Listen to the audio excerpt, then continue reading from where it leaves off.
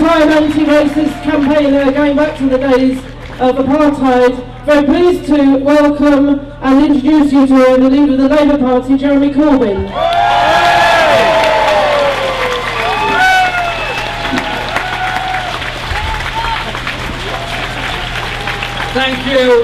Thank you, Megan. And before I start my speech, I want to say a big thank you to you and all those in the South East Region TUC that have done so much to support today's event. I also want to thank John Biggs as Mayor for his support and the very great support being given by the Labour Party, many other groups and the Council in this area to make sure that this event happened today. These things don't take place by accident. I also want to say a big thank you to parliamentary colleagues of mine that have been here today at either this rally or earlier ones today. Dawn Butler, Rashanara Ali, Ruth Smith, Mike Kane and others that have come along today to give their support. I also want to say a huge thank you, if I may, I'm sure on behalf of everybody, to David Rosenberg and Julia Bard for all that they put in to this event and to ensure that the history of what went on in this area is never forgotten. The history of popular struggle against those who would seek to oppress us. 80 years on, those who stood on the streets of this area to defeat fascism would have difficulty recognising the physical community they're now in. The docks that employed thousands of people have gone, along with the huge Irish community that was here at that time, many of those that worked in the docks. There was a huge Jewish community in this area, made up of people who fled from the pogroms in Russia in the late 19th century and from the rise of the Nazis in Germany in the 1920s and 1930s. They were the lifeblood of this community. The end of Cable Street is no longer a synagogue, but one of Britain's largest mosques. London has always been, and I hope always will be, a melting pot for people from all over the world to make it their home and make it their contribution. Because our rally today is about a celebration of a multicultural, multi-faith society. So today, as we do every year, we take head on, absolutely head on, those that fan the flames of racism and xenophobia and try and divide us by hate, by prejudice and racism. As they said at the time, no pass around, there will be no pass around with racism or xenophobia within our society.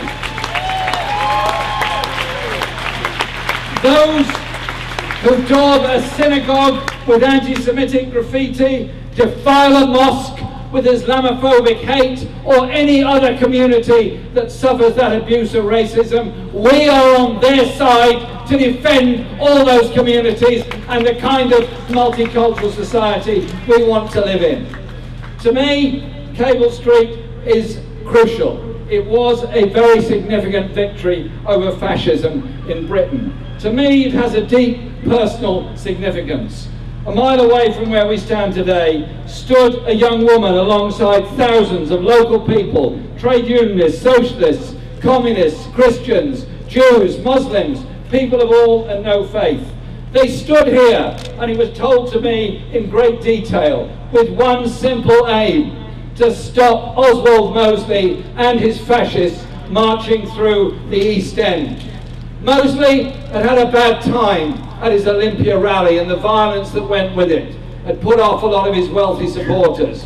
So he moved his fascist ideas into the East End to emulate the brown shirts that were then ruling the roost on the streets of so many cities in Germany. And he thought that he would make progress here by attacking the Jewish community. One woman stood there along with many others, and she told me all about it. That woman was my mother. She stood here along with so many others.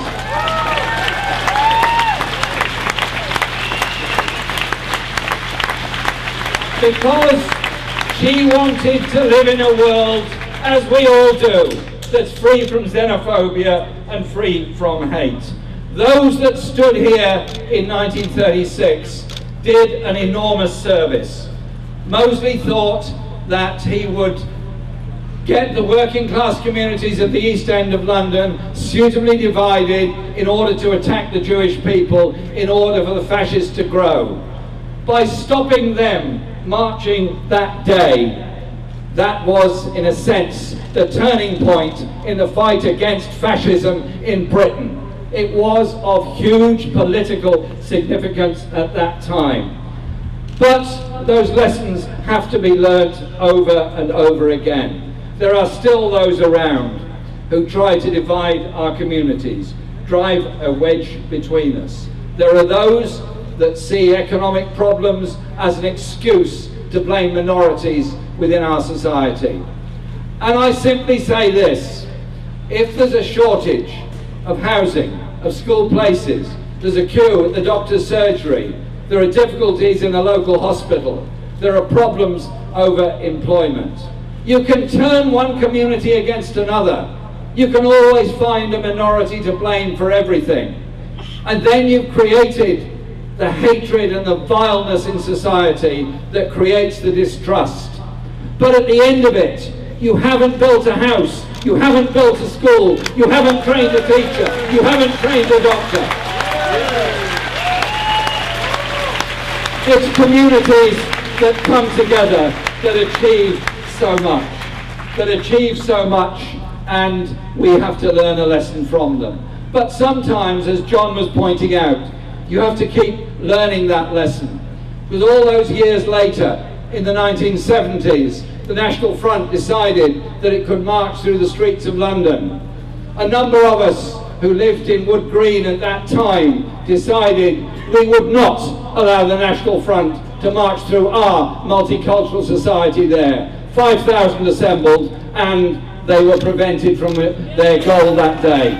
As happened in Lewisham a few weeks later, as happened here in Cable Street when they tried to march here sometime after that. That huge anti-racist movement of the 1970s brought together a new generation which came together in culture, in music, in song, but they came together on the political principle that we will not allow the far right to divide us when we're trying to make social progress in our society. I'm being told I've got to stop very quickly, and I will. But I simply want to conclude with this thought.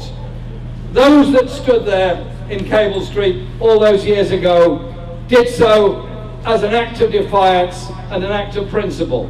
And we walk in their shade, walk in their shadow. They stood there very bravely. Post the referendum in June, there's been a disgusting and disgraceful rise in xenophobia and hate crime across this country. The only answer to it is communities coming together to support each other, not allow it to go on. The only way is to bring people together so that we deal with our economic issues across international boundaries as well as within them together.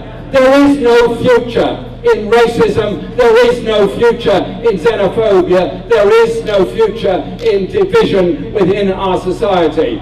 So that those who think post-Brexit referendum they can divide all of us on the basis of attacking minorities or the growth of racism, let them have another think. We are not going to be divided. We're united in wanting to create a world of peace, a world that supports, not condemns those that seek asylum from wars or human rights abuses or environmental disaster, and a world where we do manage our economy in such a way as to provide jobs for all, not the few, and share the wealth amongst all, not give it to the minority and the few.